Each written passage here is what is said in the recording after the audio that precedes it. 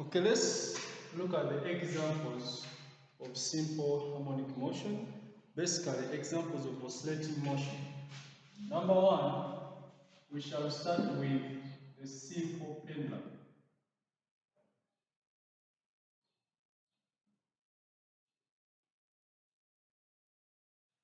A simple pendulum is one of the simplest examples of bodies which we can think of as approximating simple harmonic motion. We can't say it is an example of bodies performing simple harmonic motion, but we can say it is an example of bodies which approximate simple harmonic motion. Why can't we say performing? Because one, we mentioned that the characteristics of simple harmonic motion include the motion being periodic, acceleration being directly proportional to displacement, and three, the acceleration and displacement being in opposite directions. What does this imply? If you displace a simple pendulum in everyday life, for example in the laboratory, yes, it is true. Initially, the acceleration and displacement will be in opposite directions. However, the motion dies out with the time, meaning that it cannot oscillate indefinitely. For simple harmonic motion, it is believed that there is no any other force acting on the body except the restoring force. Therefore, if the acceleration and the displacement are always in opposite directions, the motion would go on indefinitely. In practice, it doesn't happen. The time comes when the motion dies out. So we just say a simple pendulum can approximate simple harmonic motion for a specific period of time, not for a very long period of time. So let's consider a body or a mass initially at equilibrium before being displaced. Let's consider a mass initial at equilibrium before being displaced. Let's now consider a situation where the mass has been displaced to a new position. Let me call this position B, if this was position A. Of course, if the mass is left to move on its own, then the mass will follow such a certain path. It will follow such a path. So it will continue oscillating. For some time, of a small period of time, it will oscillate with a simple harmonic motion. But of course, it will be just an approximation. Let's think of the length of the string holding the mass for the object be L. It is the same length here, L, only that here it has been displaced to a certain height. For clarity, I have made this displacement bigger, but in practice, it may not be that big if you want better results. So we are saying it has been displaced by displacement x to the left. We know, one, this body has a few forces acting on it. One, there is its weight acting vertically downwards, which is the mass of the body times the acceleration due to gravity. Number two, because the weight tends to pull away, there is a force, of course, in the string. There will be a force in the string, but we are not so much interested in that force. However, as a mathematics student, you'll notice that when I prolong this upwards and I try to prolong this in that direction, I draw a tangent to the path which I expect, if I draw a tangent to the path which I expect to be taken by this mass, this is a tangent. Tangent to the path which I expect to be taken by that. Of course, the tangent makes 90 degrees there. It will be making 90 degrees with the other one, and so on and so forth. So as a mathematics student, you notice that if the angle through which the mass has been displaced is theta, mathematically this angle is also theta. I think that is true. And mathematically also this angle is theta. Why do you think this if this is theta, what makes this one theta? What is the relationship between the two angles? the alternate. How about, is it true to say that this is also theta? If this is theta? Yeah. Okay, so we now resolve. A component, of course, the way it acts vertically downwards.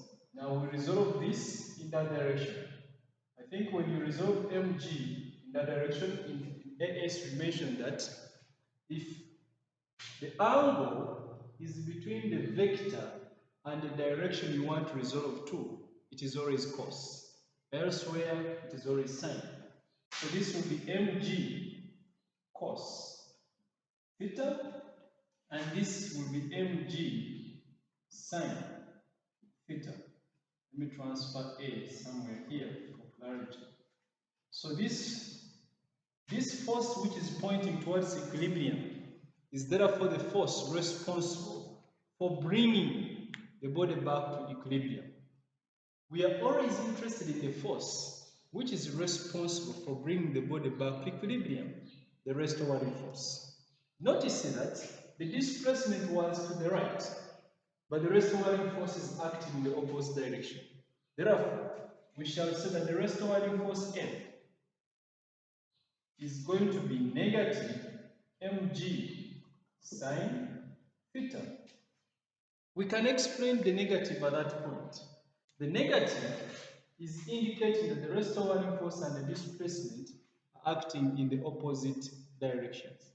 We displace the mass to the right, but the restoring force is acting towards the equilibrium position A. But if the displacement x was infinitely very small, if the displacement x was to be infinitely very, very small, then this distance here, the distance here is going to be approximately equal to the displacement, and this is going to be approximately a right angled triangle where this side will be the opposite and this could be the hypotenuse. I don't know that that is true. If the displacement is very small, the arc length is going to be approximately the same as the length of a straight line if the displacement was very small, or if the angle is very small. The arc length is approximately the same as the length of a straight line. Remember we said 1 radian was the angle subtended at the center of a circular path when the arc length was equal to the radius. Now let's assume that the displacement is very small so that the arc length is approximately the same as the length of a straight line. So this will be opposite. If I take this as the hypotenuse, you notice that sine of the angle theta is going to be the opposite over the hypotenuse. Do you see that? Sine of the angle theta is going to be the opposite over the hypotenuse. Opposite, if we approximate the arc length of the path followed by this object, will be almost the same as the straight line joining the 2 points. So it means this will be almost a right angled triangle.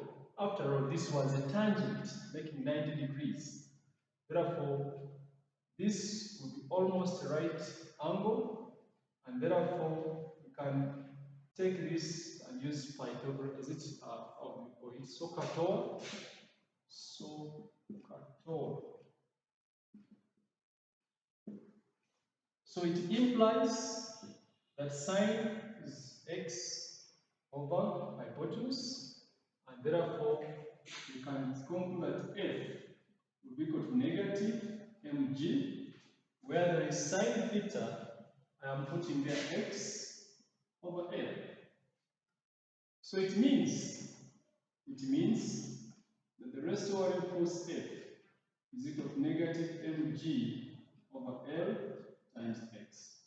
Remember, the negative, the minus implies that the force and the displacement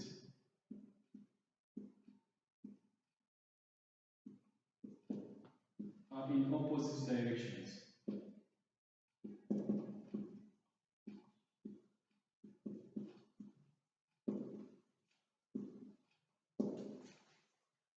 The minus implies that the force or the restoring force and the displacement are in opposite directions.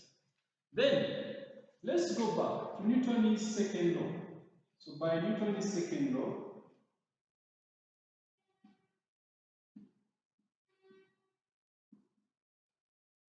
we know that force, the resultant force or the net force is equal to Ma. So I'm now going to just equate. So Ma is going to be equal to negative mg over L times x. Therefore, this has cancelled. The acceleration, therefore, is going to be negative g over L times x. So, we have arrived at an equation which is similar to the equation of a body performing simple harmonic motion for a simple pendulum. What remains is relating that equation to the definition of simple harmonic motion. So we have that acceleration equals to negative g over L times x. We are going to compare with the definition, that is acceleration equals to negative omega squared x. Remember, the minus is indicating that the acceleration and displacement are in the opposite directions.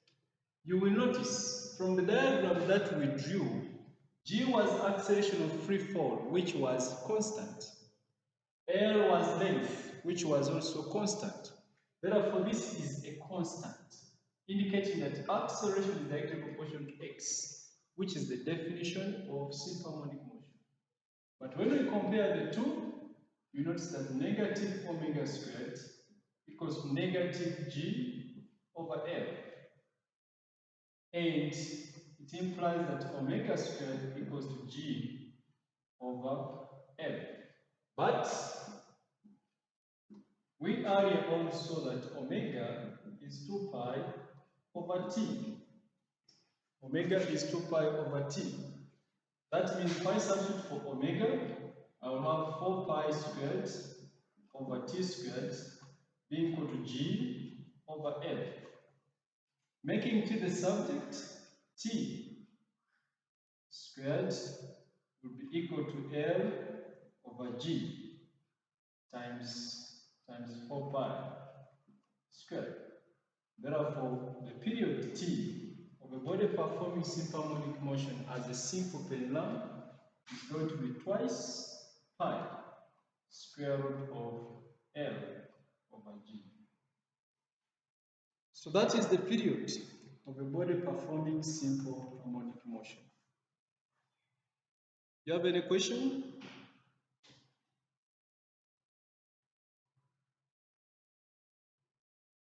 Do they ask, do you have to remember this? You don't need to remember it. All you need to know is the definition of simple harmonic motion. And they may draw for you a diagram and tell you to show that the body performs simple harmonic motion. Alternatively, they may draw for a diagram and tell you that the acceleration is given by this expression for a body performing simple harmonic motion. For a simple pendulum performing simple harmonic motion, the acceleration is given by that expression. Explain how the expression shows that the body is performing simple harmonic motion. Number one, G and L are constants, indicating that acceleration is directly proportional to displacement. Number two, the minus sign indicates that acceleration and displacement are in the opposite directions. Then next, they will now ask you to obtain things to do with the period. So this is now simple algebra. It is not actually much physics. This will be simple algebra. Then they will ask you to find the frequency. So frequency we know that frequency is the reciprocal over the period. Then it means the frequency will be the reciprocal of this. That means it will be 1 over 2 pi square root of G over L. So that will be the frequency. Square 1 over 2 pi square root of G over L as the frequency. So the algebra is not something very, very important, but it is easy, I think, to follow up as long as you know the defining equation of simple harmonic motion, which is always given in the list of constants and list of formula, and you just compare with the expression which is given. I think that is fine.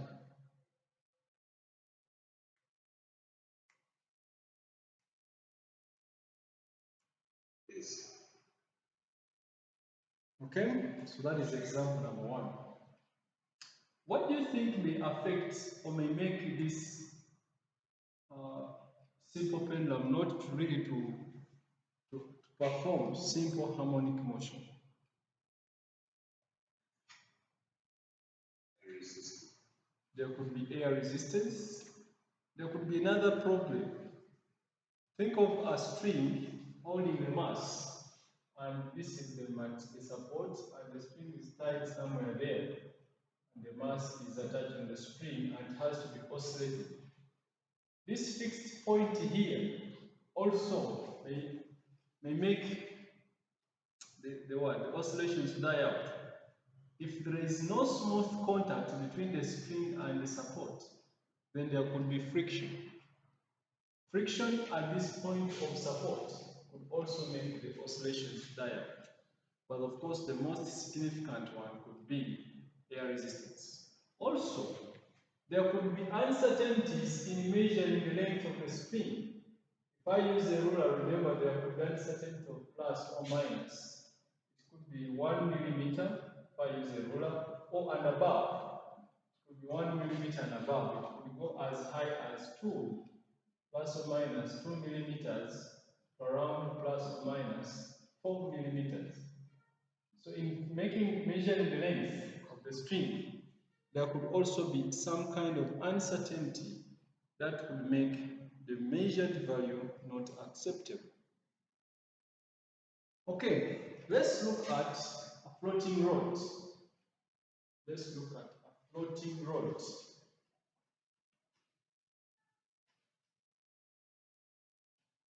Now, some of these you must be able to derive them because you don't know what the examiner may really want at some point. So it's better if you be able to derive them. Number 2, let's say a floating rod.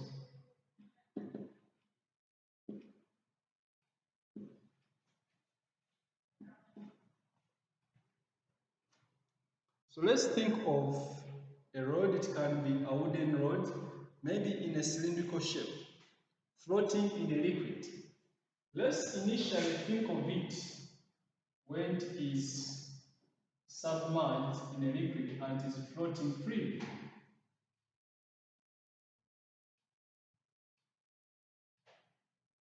With part of its length in the liquid. Let's think of it. Let's think of the length which is submerged to be air. Let's think of the length of the rod which is submerged in the liquid to be air.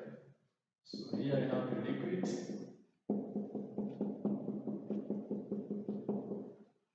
First of all, it has a mass. Let the mass of the rod be m. There are two forces experienced by this or acting on this rod. One, it has a mass, therefore it has a weight. It exerts a weight on the liquid vertically downwards, which will be m times g.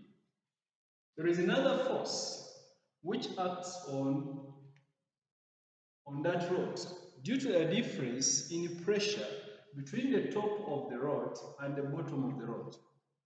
Remember, pressure increases with the depth. Therefore, due to a difference in pressure at the bottom and the top of the rod, the rod experiences a force. Since the pressure at the bottom is greater than the pressure at the top, there is an excess force trying to push the rod upwards. And this force we shall call the upthrust force. So let's call the upthrust force on the rod U1. Now the rod is floating on its own in the liquid, so we can say it is in equilibrium. And if it is in equilibrium, then we can say that the upthrust force, so at equilibrium,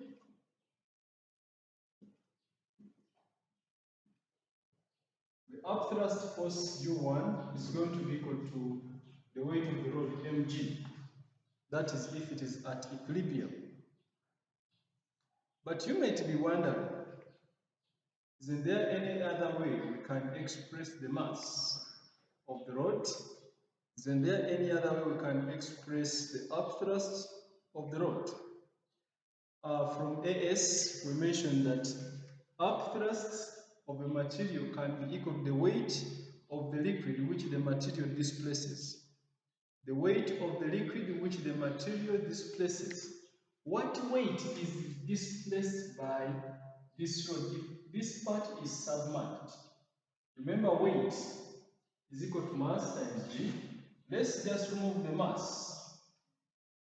If I know the density of the liquid and a floating object displaces its own volume or its own weight, then the density of the liquid displaced is, of course, the mass or the volume of the liquid displaced is going to be equal to the volume of this part here which is submerged. Therefore, mass is density times volume. So this will be density of the liquid, and this will be volume of the liquid which is displaced by this part of the rod. Since volume can be cross-sectional area times the length submerged, let the cross-sectional area be A. So it means this will be density, cross-sectional area, times L.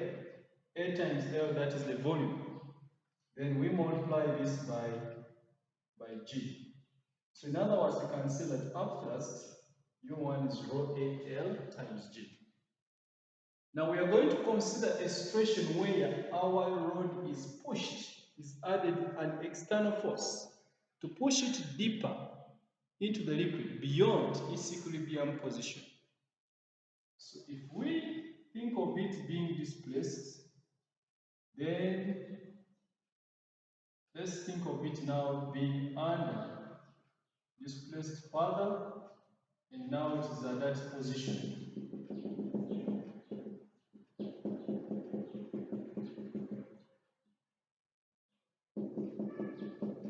So it has been displaced this time so that the length submerged is the length which we had for equilibrium plus an extra length due to an external force acting on the rod, which I'm calling X. So the rod is subjected to an excess force, so that it is displaced further to a depth x plus L. So at that point, it is not in equilibrium. As soon as the deforming force is removed, the solid tends to go back to its equilibrium position. So in the process of going back to its equilibrium position, it does oscillate, or it oscillates. Therefore, there is a new upthrust when the body is at that position. I'll call this U2. Because of the depth, and the pressure increases with the depth, and the upthrust is as a result of difference in the pressure. As you push the rod deeper, there is more pressure at a deeper point than at a less deeper point. Therefore, there is a different upthrust, which is going to be greater than the first one. So in other words, you can say U2 is greater than U1. So the second upthrust is greater than the first one. So here we cannot talk about equilibrium. So at this point, therefore, the new upthrust is greater than the first upthrust. So there is a resultant force on this. Of course, the weight has not changed. The weight has not changed. mg has not changed. But there is a resultant force which is greater than there is an upthrust force which is now greater than the weight. In the first point, in the first case, when we had the body resting in the liquid or floating in the liquid, the upthrust was equal to the weight. But when we push it deeper, we go beyond the point of equilibrium. Now it means the up thrust is greater than the weight. The moment you remove the reforming force, the body tends to go back to equilibrium, and in the process, it oscillates up and down. You must have observed this in everyday life. You throw a cup in water, you will see it oscillating, trying to approximate simple harmonic motion. So, the resultant force here, the resultant force is going to be the up thrust U2 minus mg. However, since we displaced downwards, the resultant force is actually going to be upwards. The resultant force in this case is going to be the force trying to take back the body to equilibrium. So it is going to be the restoring force. Therefore, the restoring force F is going to be negative. The negative implying that it is in opposite directions to the displacement. We displace downwards, the restoring force is going to be upwards. So this will be negative into U2 minus mg. U2 minus mg. But how do we obtain that upthrust? Upthrust U2 would be equal to the upthrust U2. Note that this will be the mass of the liquid displaced times G. Now this M is not the first M we are talking about here. Let this be the mass of the liquid displaced. Teacher. Yes, please. Why is the restoring force negative? Because in causing a further displacement x, we pushed it down. But the moment we release, the object moves upwards, meaning that there was a resultant force upwards, pushing it back up towards equilibrium. And of course, when it passes equilibrium, it means the displacement will now be upwards. The restoring force changes direction, it will be downwards. So that in all cases, the restoring force is always in the opposite direction with the displacement. I don't know whether I have tried to answer your question. It is in the opposite direction of resultant. Yes. So the upthrust U2, is going to be the weight of the liquid displaced in the second case. This weight is going to be the mass of the liquid displaced,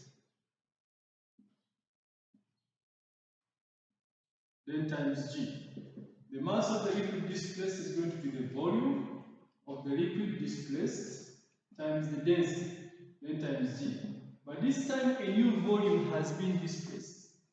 Which volume is? The cross-sectional area, of course, has remained the same, but the length has changed.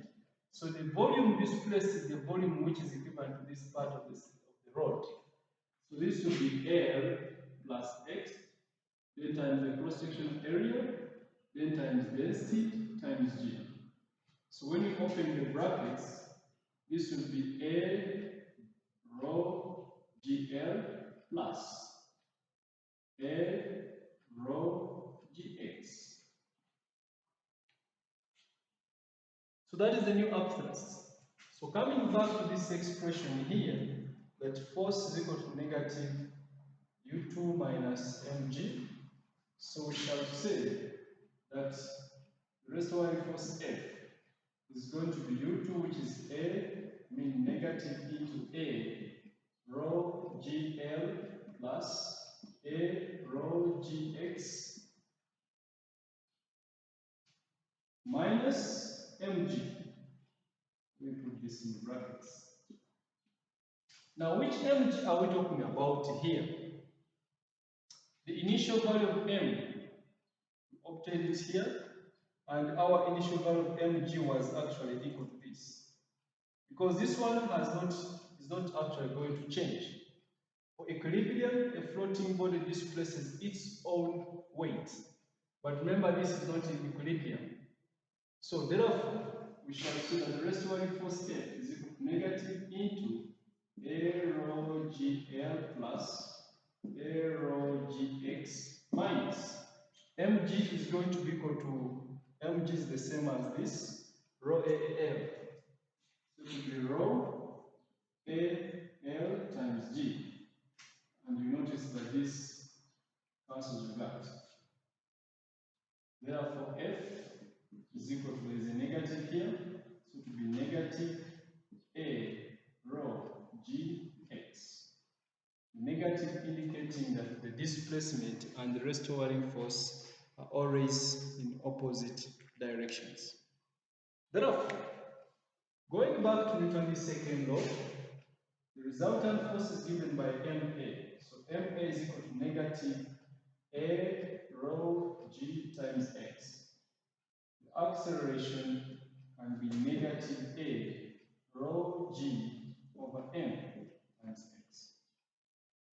So many times you may not be asked to derive that, but they will give you a theory of the experiment.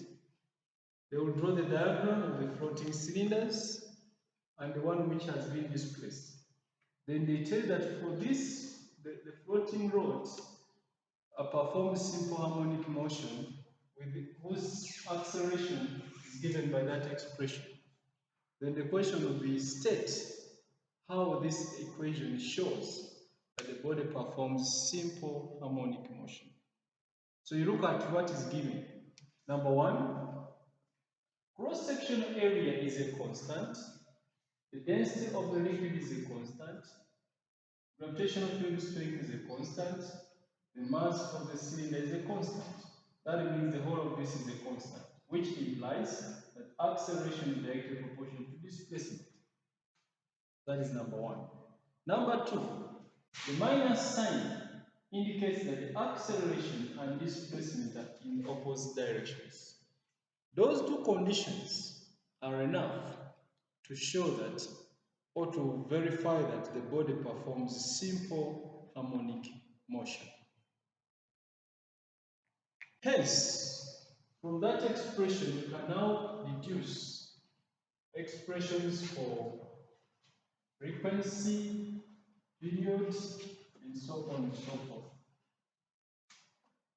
So if I want frequency, we know that from acceleration is equal to negative A times rho times g divided by m times x. We just compare with the defining equation of simple harmonic motion. Comparing with the defining equation of simple harmonic motion, we have that acceleration equals negative omega squared x.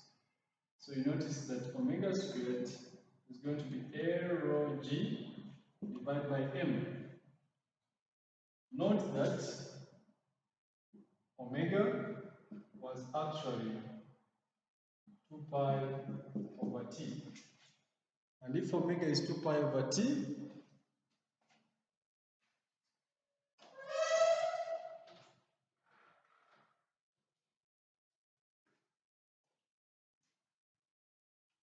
if omega is 2 pi over t, we can now find this will be 4 pi squared over t squared equal to A times rho g over m. So this means t squared is equal to 4 pi squared m over A rho g. Square root t can be 2 pi under the root of m over A rho g. So this could be a simple expression for the period. And then of the frequency, I don't think it is necessary to derive for the frequency because it will be just the reciprocal. So many times, they will give you whatever form of floating cylinders or floating rods, and they ask you to derive because they expect that the mathematics here is really simple mathematics or simple concepts of upthrust that we study in AS. Do you have any question? No, it's okay. Okay, let's see the third one. Third example.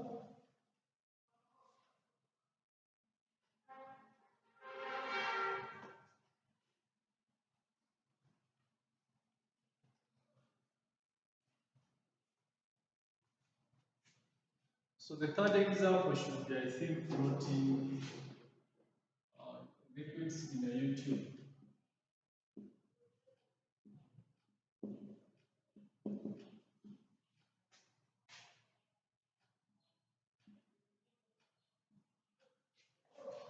Liquid in a YouTube. Let's consider a YouTube, a U-shaped tube.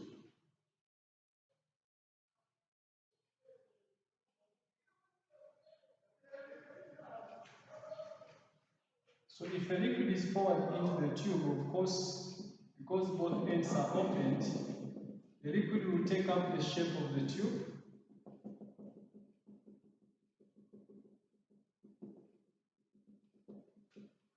The liquid will take up the shape of the tube, and the liquid will settle at equilibrium. Let's think of the cross-sectional area of the tube to be A.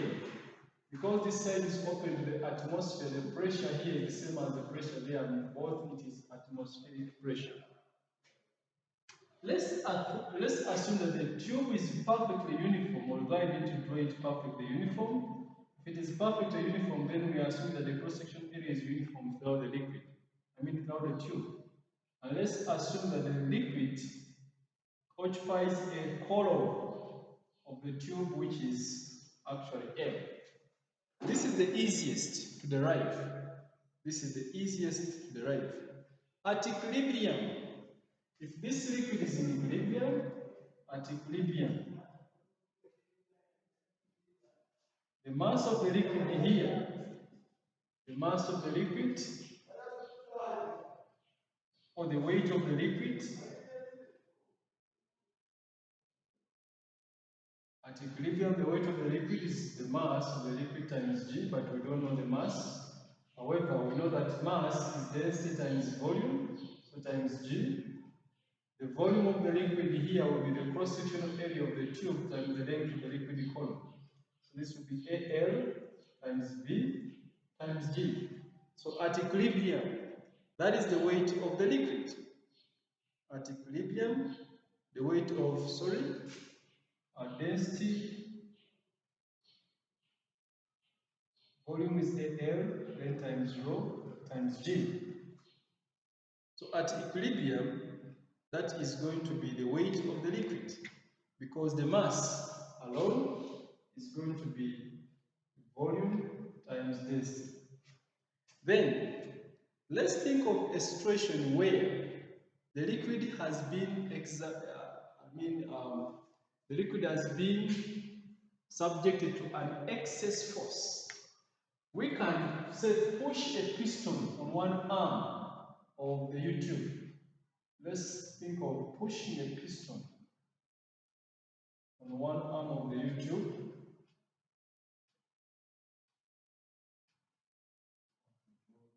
Same U-tube. Let's assume that we push the piston on one arm. So let me put here piston. And we push the liquid so that this side, it falls. Of course, as it falls this side, it rises the other side. So the liquid falls on one side. It has fallen on one side and it rises on the other side. So if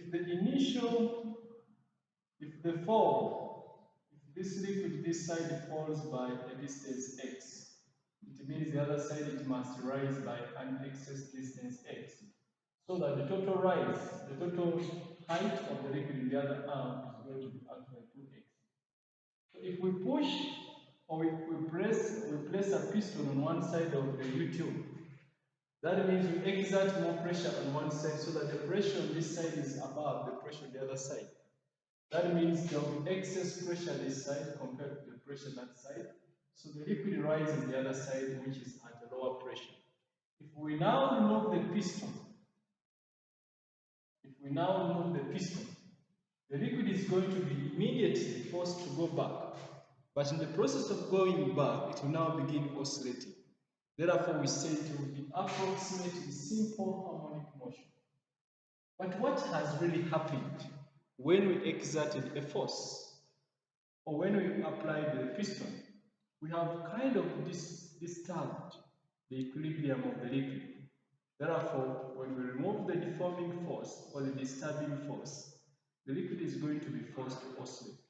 But what immediately causes this liquid to move back when the piston is removed? It is the excess pressure this side. Therefore, the excess pressure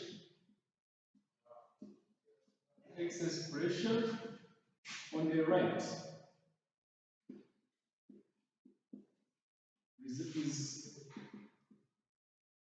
is what produces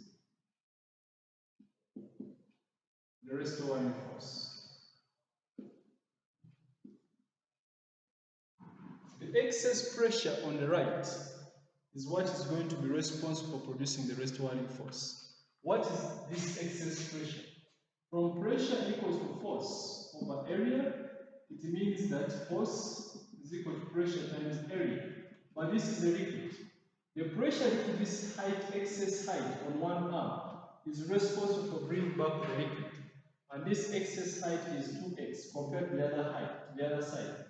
Therefore, this is going to be H rho G, that is pressure, times the cross-section area. But the H is actually 2x. Therefore, the restoring force is going to be 2x times rho times G times A. Note that the restoring force will act in the opposite direction to the displacement. When we apply the piston here and pushed it here, the displacement this side was downwards, the displacement on the other side was upwards. When we remove the piston, the liquid moves in the opposite direction. That means the restoring force is equal to negative 2 rho G A times X. The negative is indicating that the restoring force and the displacement are always in the opposite directions. So let's see what really happens. From Newton's second law, mass times acceleration is equal to negative 2 rho G times A times X, which implies that the acceleration is going to be negative 2 rho G A times X divided by M. Do you notice that equation indicates that the body performs simple harmonic motion? How? Rho is density, which is a constant.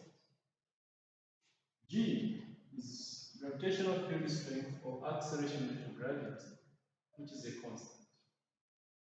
Cross-section area is a constant, and the mass is a constant. That means the whole of this is a constant. So it means that acceleration is directly proportional to displacement. Number 2, there is a negative sign here. The negative indicates that the acceleration and displacement are always in the opposite directions. So we can say that a liquid in a U-tube can also approximate simple harmonic motion. A liquid in a U-tube can also approximate simple harmonic motion. Is there any question here before I wrap up? How did you turn F equals to pressure times area equals to 2x rho G? Okay, so I mentioned that when the liquid is displaced here, this side moves downwards. We are saying, assuming the liquid is displaced by distance x beyond equilibrium on one side. So this falls down by x, the other one raises above its original position by x. So the total difference in the height in both arms, this has fallen down by x, and the other arm has raised up by x. The total difference in the arms, the liquid of the arms, is actually x plus x, which is 2x. When the piston is removed, it is the pressure due to this excess height that brings back the liquid. When the piston is removed, the pressure of the liquid due to this excess height is what brings back the liquid to equilibrium. So it is what causes the restoring force. We know that pressure is force over area, so force is pressure times area. But in liquids, pressure depends on depth. The pressure to this excess height is going to be this depth times the density of the liquid times what? Times G. H rho G. The pressure, the excess pressure here is the one which is responsible for bringing back the liquid. And the excess pressure on this side is due to this excess height, which is 2x. Then times density of the liquid times G. So I remove the P, I put there 2x times density times G. And I say from this expression, force is there because of that. This force is going to be the restoring force because it is caused by the excess pressure which brings back the liquid to equilibrium. So I only brought in the negative simply because when we push a piston here, this moves downwards, it moves like this. The other one moves upwards. But when I remove the piston, the liquid comes back like this. It means when there was a piston causing a displacement downwards, there was a force which was trying to bring back the liquid to equilibrium in the opposite direction, that when the piston is removed, the liquid now can easily move. I don't know whether I've tried to answer your question. Yes. Okay. So from there now it becomes easy to come up with a conclusion on the period and the frequency. So period, we are simply going to compare acceleration equals to negative 2 rho GA over m times x with acceleration equals to negative omega squared x. So when you compare these two, you will notice that omega squared equals to twice rho GA over m. Twice rho GA over m. By the way, what is density over mass? What is density over mass? Density is equal to mass over volume. Over mass over mass. What is density over mass? The reciprocal. It can also be the reciprocal volume, so it can be 2 GA over V. It can also be that. Let me leave this for now. So from omega equals to 2 pi divided by t. So it means that 4 pi squared over t squared is equal to twice rho g a over m. Getting the reciprocal, t will be equal to 2 pi square root of m over twice rho g times a. Frequency will simply be 1 over 2 pi square root of 2 rho g a over m. That will be just reciprocal. So that will be, of course, most of the preceding parts involve real numbers. We try to calculate this as we shall explore in some of the examples, if there is enough time. I think there is no serious question there. Can we move to the next one? Yes. Okay, next we can also talk about springs. And bodies suspended on springs also is approximate simple harmonic motion.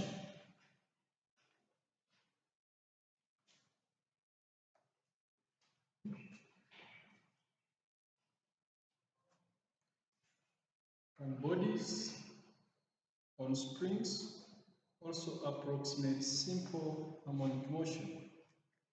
So number 4, it can be the body on a spring.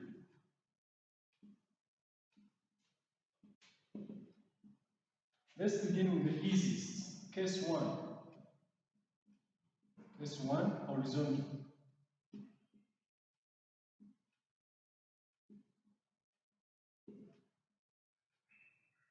For horizontal spring, let's think of a mass, let it be a ball.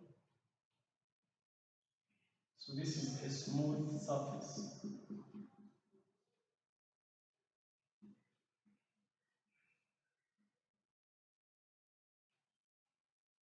So the surface is smooth. And if the surface is smooth, it means friction can be ignored. Let the mass of this object be m. So here we cannot really talk about equilibrium, because now when the system is resting on the surface like that, the resultant force on the body is 0 in all directions. I mean, if we consider all directions. Maybe it exerts a weight on the surface, and the surface exerts an equal but opposite force upwards. Maybe there is not any other force, assuming that there is no tension, it is not pulling against the spring, so there is no tension in the spring. But let's think of a situation where the mass is given a small displacement x to the right, and then released. Because it is displaced beyond its equilibrium position, immediately there will be a tension force developed in the spring, which tends to pull it back to equilibrium. It is that tension force which will be responsible for restoring equilibrium. Therefore, from Hooke's law, the force, which is going to be the tension, therefore, is given by K times the extension x. Notice that we displace to the right, but the tension tends to pull back the object to equilibrium. And when the object moves past equilibrium again, it changes the tension, the force changes direction. Therefore, the restoring force F is going to be negative K times x. The restoring force will be negative K times x. This therefore implies that MA by Newton's second law is going to be negative Kx, and therefore acceleration is going to be negative K over M times x. This is the easiest, and the examiner expects that every student can derive that. They will draw for you a system of a spring and a mass attached on one end, and they will tell that the spring is given a small displacement x to the right. Show that the body performs a simple harmonic motion. Number 1, if it is given a displacement to the right, by Hooke's law or by Hooke's law anyway, the tension in the spring is going to be the restoring force, which is given by Kx. But because the tension acts in the opposite direction of the displacement, then you bring in the negative. You have to explain why you bring in the negative. The force acts in opposite directions.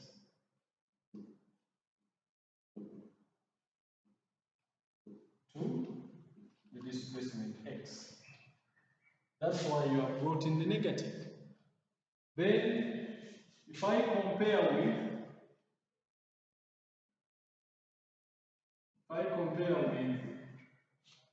acceleration equals to negative omega squared x, then it means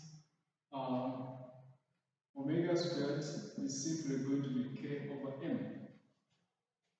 which therefore implies that 4 pi squared over t squared is k over m, which means that t is going to be 2 pi square root of m over k. That will be the period, and of course for frequency it is obvious. Frequency will be the reciprocal of 1 over 2 pi square root of k over m. So that one is a common question and it is very simple. Don't you see it being very simple?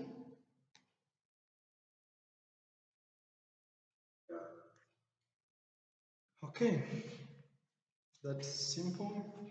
Let's say suppose the spring is vertical spring.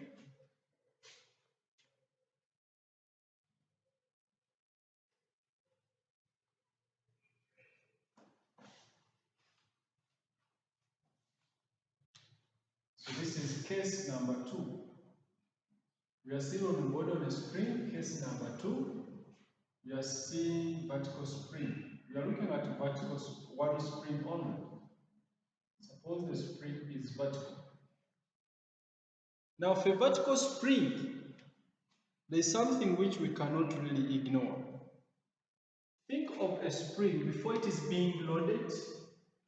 Before the spring is being loaded, its original length is that one. And when we load this spring, of course it undergoes an extension, and let's assume that now it has undergone a small extension which we are calling E. We have loaded the spring. But note that we have loaded and left it to be on its own. That means still in this case it is in equilibrium. We have loaded it and we have left it to be on its own. Therefore it is in equilibrium. So in this case, the weight of the mass is acting downwards. If the mass is m, so the weight is downwards, mg. There is a tension force in the spring T. In equilibrium, the tension in the spring is going to be equal to mg. But that tension is given by Hooke's law. Hooke's law states that the force is directly proportional to the extension, and therefore this will be equal to k times E. The weight is downwards, the tension is upwards, so they are equal in equilibrium. Now let's think of a situation where we now push further beyond equilibrium. Notice that I didn't think about this when the spring was horizontal, because the weight was being balanced by the normal reaction force since the mass was resting on the surface. But here the mass is hanging, therefore its weight is being balanced by the tension. Let's think of a situation where the mass is given a further displacement beyond the equilibrium position now. A further displacement downwards, so that now its new position is the initial extension it had plus x. Its new position is the initial displacement when it was in equilibrium plus the further displacement beyond equilibrium position. So here, there is a new tension here. If I call this, let me call this one T1. There's a new tension here, T2, which is far greater than this because of the excess displacement. And this tension still can be given by Hooke's law. T2 is going to be K times the new extension, which is E plus X. That is the new tension, because the new extension is E plus X. However, here, we cannot say that T2 is equal to mg still, as it was in the previous case. Because here we just put the mass and left it there. Here we displaced it further when the mass is there. It means that T2 is greater than mg, so it is even greater than T1. The moment I remove the deforming force, then the T2 is what tries to push back the spring to equilibrium. Therefore, the excess force is going to be the restoring force. And what is that force? So the resultant force, in that case, the restoring force for the resultant force F is going to be equal to the difference between T2 and mg. But there will be a negative. Anyway, then you want to put a negative because it will come back later on. The resultant force on the mass in this case is T2 minus mg. But note that T2 is this value here. Therefore, the resultant force on the mass is going to be T2, which is K times E plus K times X. I'm just opening this bracket. Then minus mg. Earlier on, we saw that mg was equal to Ke. Therefore, the resultant force F is going to be Ke plus Kx minus Ke. And this cancels with that. The resultant force is equal to Kx. The restoring force, therefore, will be negative Kx. Then I can explain the negative at this point. The negative is because the restoring force was in the opposite direction to the displacement. That's why I have brought in the negative there. You don't just bring a negative and you walk away. Not at all. You must explain why you have brought in the negative. When we displaced beyond equilibrium downwards, there was a restoring force upwards that when we release, the mass immediately moves upwards. Meaning that when we were displacing, the restoring force was increasing but in the opposite direction. Then what remains is Newton's second law. Ma equals negative K times X. Acceleration will be negative K over M times X. Don't you think it is the same as the one we have just done earlier on?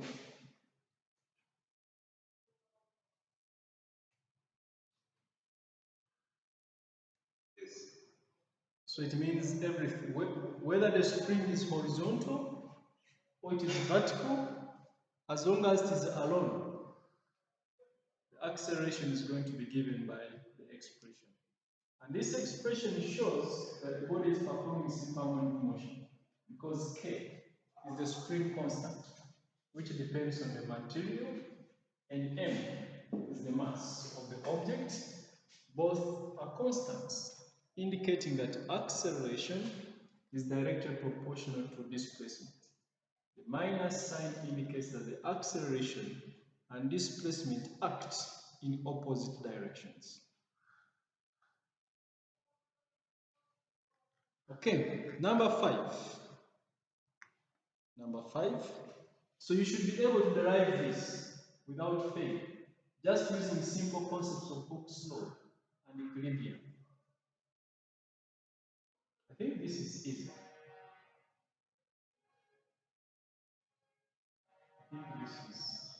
This is easy. So you should be able to go further and find, compare with A equals to negative omega squared x, and then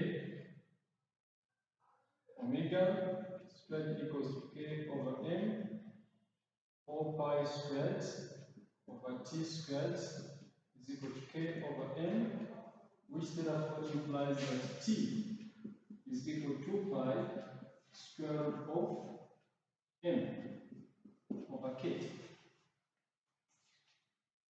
I don't know whether that is true, but if it is true, then it is fine.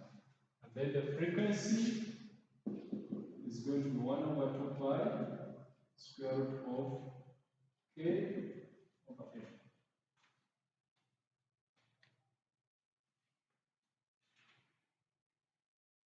Okay, let's see another example, and maybe the last and most important one.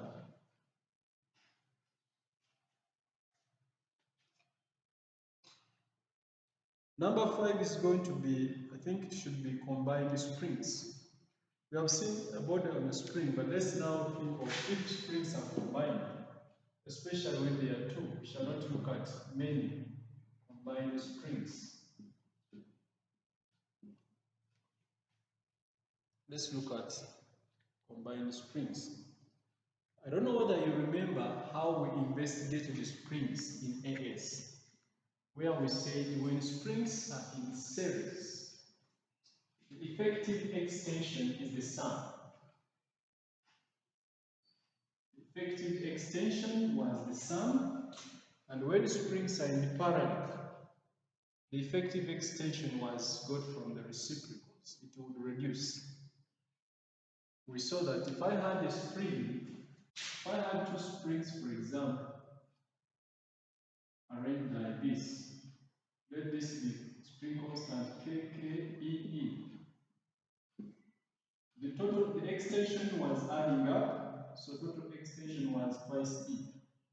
But the constants, the total constant was actually K times K over K plus K, which gave us K over 2. We saw that we could get spring constants from reciprocals, the way we treat resistors in parallel. The extensions we just add. And we gave a simple conclusion that there is always a relationship between the effective extension and the spring constant. The spring constant is actually the reciprocal of the coefficient. You notice that. If I know that x is 2e, I can conclude that the effective extension will be 1 over 2 times k. We saw that when the springs were in parallel like this,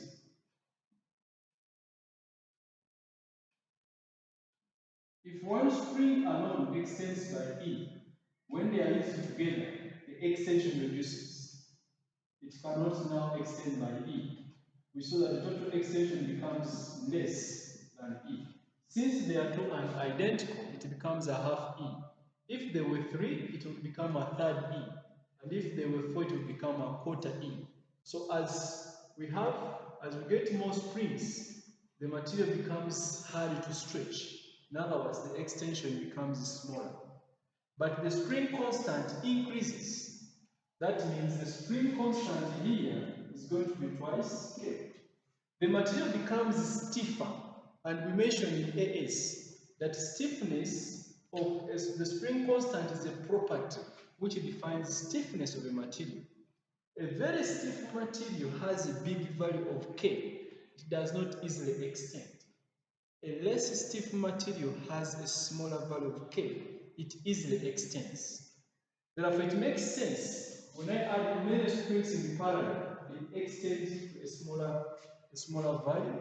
So it means the system has become more stiff. So you must have these ideas at the back of your mind. Still remember, there is a relationship between the coefficients of this. If I know that x is a half e, then the effective spring constant is going to be the reciprocal of this coefficient times 2 times k. So whichever I can get first, I can reduce the other. Whichever I can get first should be able to help me reduce the other. So let's look at combined springs. Let's look at the combined springs. Case 1. Let the springs be horizontal. Case 1, horizontal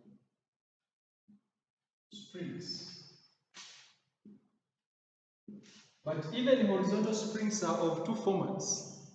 We can put a mass at one end, or we can put the mass in between. So let this be case 1A. Let's consider such a material. Let this be very smooth so that friction is negligible. So this will be very smooth. And if that is smooth, we are going to attach one spring here, and we add another one, and we are going to put our mass on the other end. Let's assume that the springs are identical. Let's assume that the springs are identical and they are attached end to end. So this will be K, spring constant K.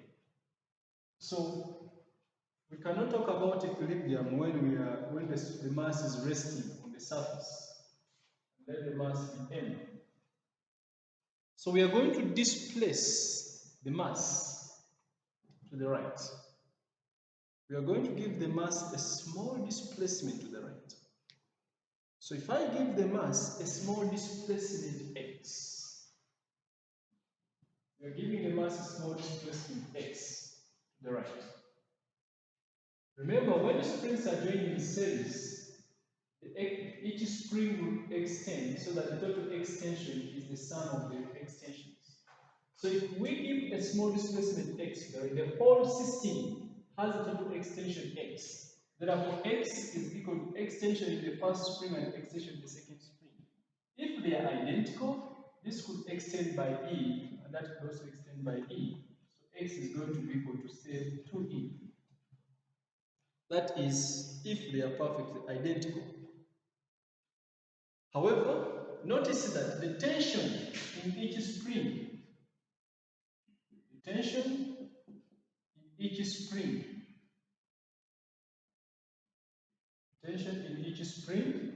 is going to be equal to the tension in each spring T is given by Hooke's law.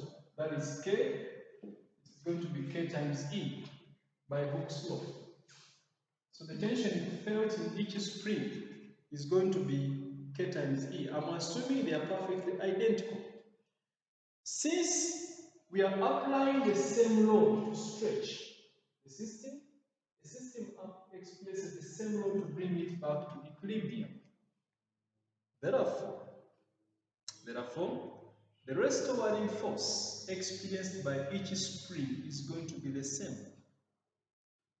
The restoring force experienced by each spring is going to be the same. And this will be actually the tension in each spring. The restoring force experienced by each spring is going to be the same.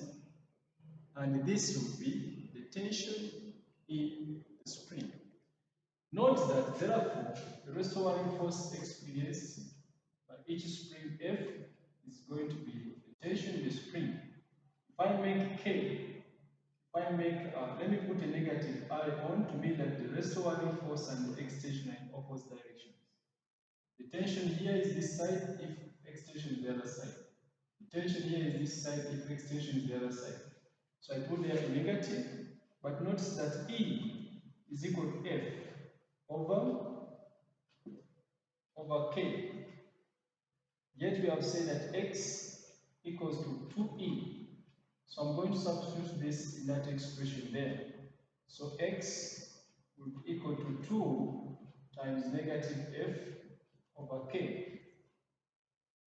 When I make F the subject, I think F will be equal to negative the other side, K over 2 times X.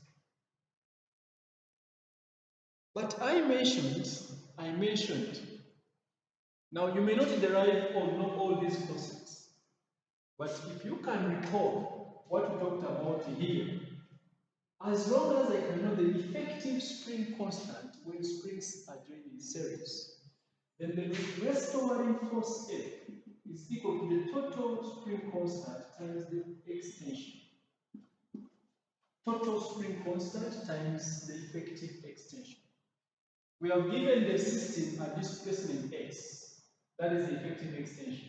All I need to know is the total constant. If springs are joined in series, the constant is half of the effective constant of just 1. That's why you can see it is not magical that here it is K over 2. The effective spring constant when springs are joined in series is half of the constant of 1 if they are perfectly identical. And I promise you that for your level, they will always be perfectly identical springs.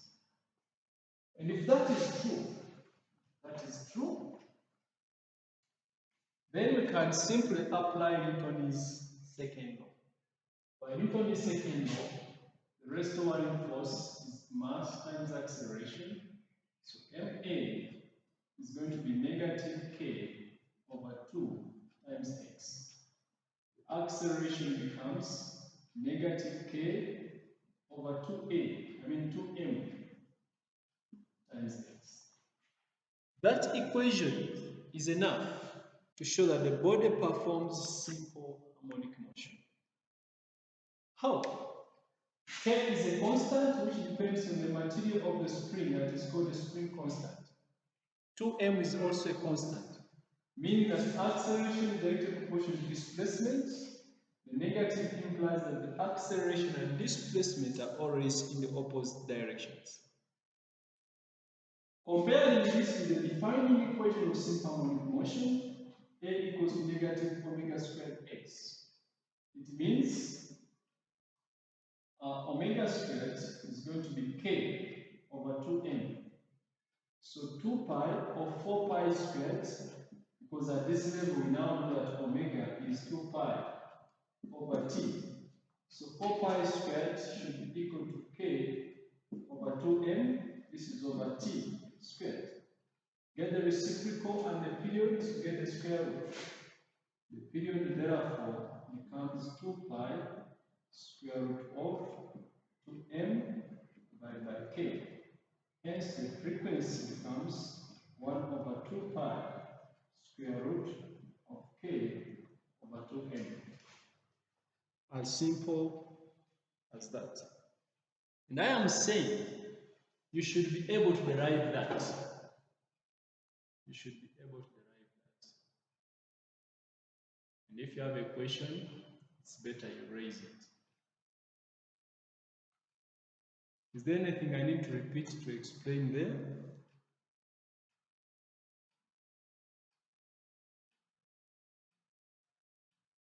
Maybe the part getting the tension Okay. I said we have assumed that we gave the system a displacement x to the right. It means the total displacement is x. And if the total displacement is x, the first spring will extend by some amount.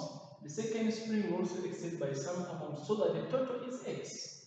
That's why I say if they are perfectly identical, that means they have the same constant, they have the same dimensions, cross-sectional area, length, they will have the same value of k.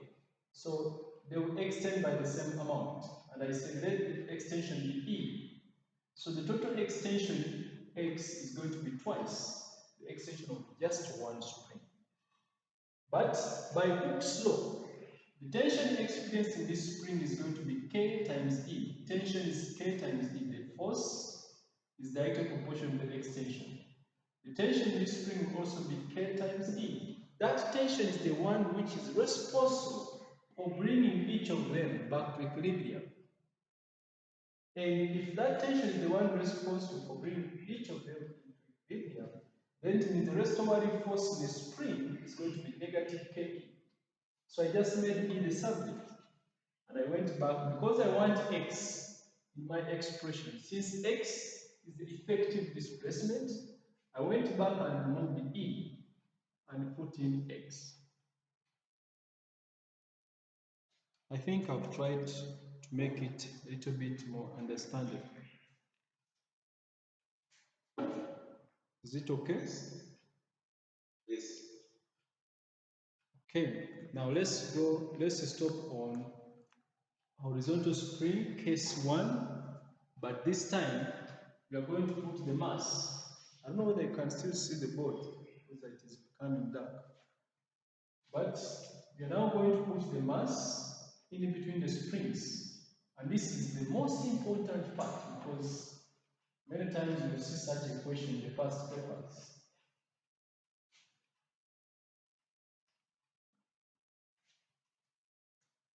So let's put the mass between.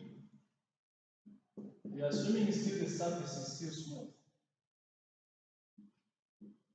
It's a smooth surface. This time we are going to put the mass in between the springs so that the mass appears to be trapped. Let the springs be perfectly identical so that each has spring constant k. Because for our level, we shall always use identical springs. let the mass be m. So if it is not possible for a mass to be fully trapped between two springs without the springs having an extension, so many times for such a mass, before it is trapped there in equilibrium, each of them has some extension. Let's assume this has an extension E and that also has an extension E before we give an excess displacement or an extra displacement. Before the system is displaced, there is already an extension in each spring. So what happens when we give a further displacement x, set to the right? Let's give the system a further displacement x to the right. What happens to the extension here on the left? Does it decrease or increase?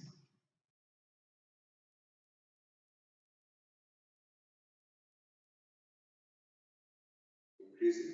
So this, because we have given the mass a displacement x to the right, the extension here becomes E plus x. Do you see that? How about on the right? Decreases by the same amount. So this will be E minus x.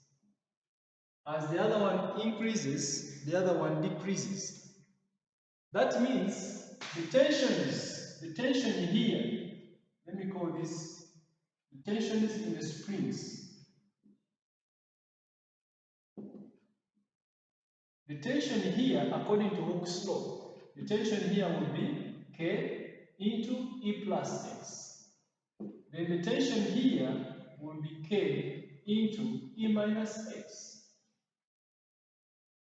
Do you notice that there is a difference in tension?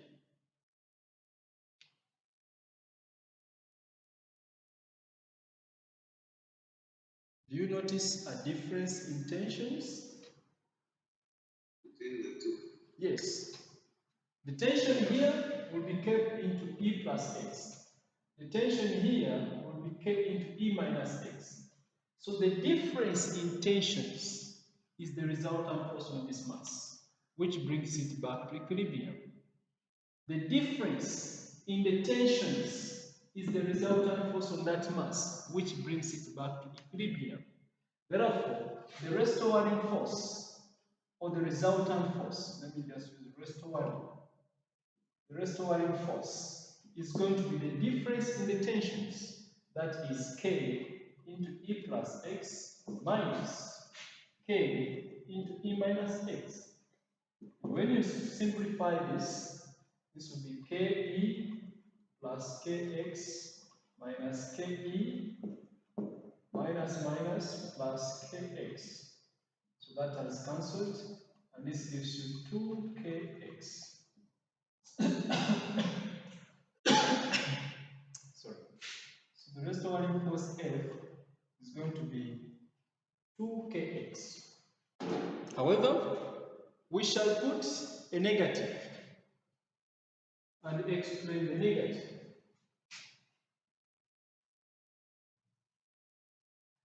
The restoring force is equal to 2Kx. So we shall just say F, therefore, is going to be negative 2Kx. We now explain the negative. F and x act in opposite directions.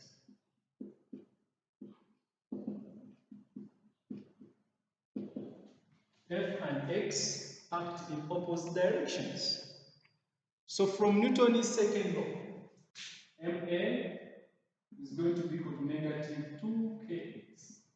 So the acceleration will be equal to negative 2k over m times x. Compare with the defining equation of simple harmonic motion.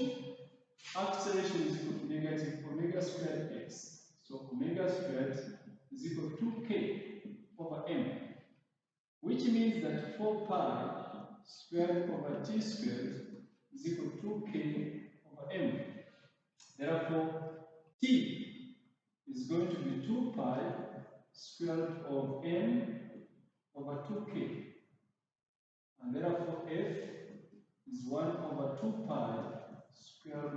2k over m. As simple as that.